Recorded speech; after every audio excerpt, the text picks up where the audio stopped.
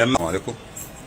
احنا ميعادنا النهارده نتكلم في الموضوع بتاع الدكتور العوضي، عايش ولا تم قتله؟ طب انا باكد انه عايش من ظواهر انا حللتها، ومش هقدر اقول من ناس شافوه في دولة اوروبية. ما علينا. اولا الدكتور العوضي تم اعتقاله في الامارات لمدة اسبوع. بعد الاسبوع قالوا الدكتور العوضي تم قتله او تم اكتشاف جثته بقالها يومين في الغرفة. طب نحلل واحدة واحدة. الراجل ده اتحبس، بعد ما اتحبس المفروض رجع الفندق.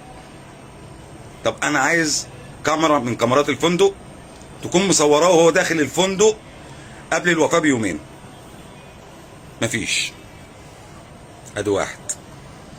اتنين، الفيديو اللي طلع اخر فيديو للدكتور العوضي اللي قال انا استحالة انتحر، لو لقيتوني ميت يبقى انا اتقتلت.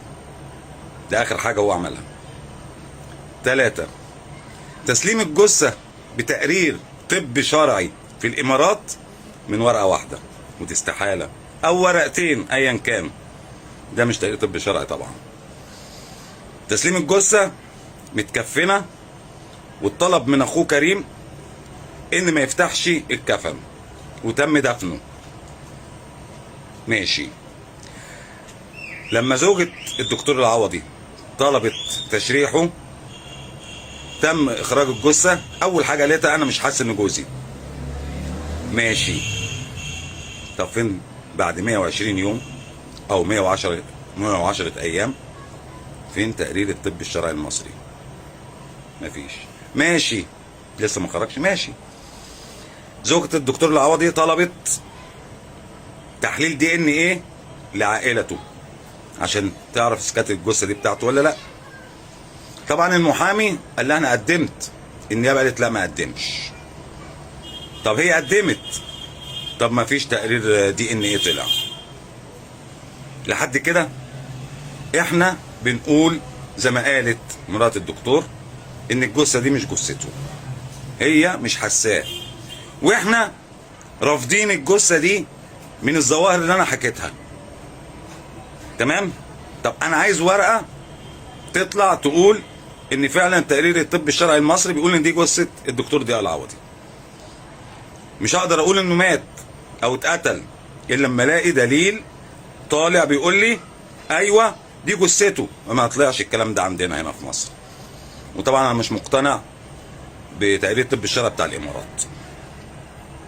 الحاجه الاهم من ده كله انه يقال، وخلي بالكم من كلمه يقال دي، انه اتشاف في دوله اوروبيه. اسم الدوله عندي بس انا طبعا ما اقدرش اقوله، بس هي دوله اوروبيه.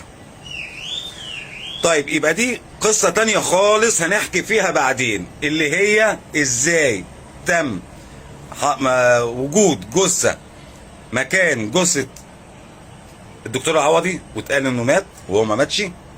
ادي حاجه. تاني حاجه، ازاي تم نقله من الامارات للدوله الاوروبيه وبعلم مين، ومين اللي كان متورط في الموضوع بتاع اختفائه.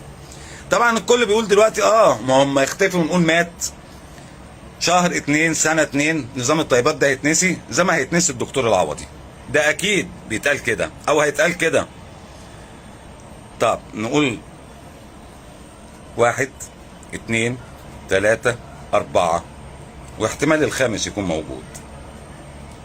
5 عناصر شاركت في نقل الدكتور العوضي من الامارات للدولة الاوروبية.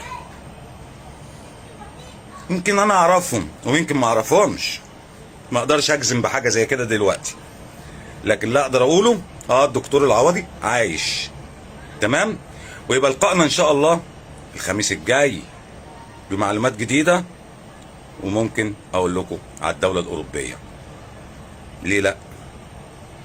الاسبوع ده كله كفيل ان تظهر حاجات جديدة نقدر نتكلم فيها. يبقى تستنوني الخميس الجاي ان شاء الله برضو الساعة 10 مع فيديو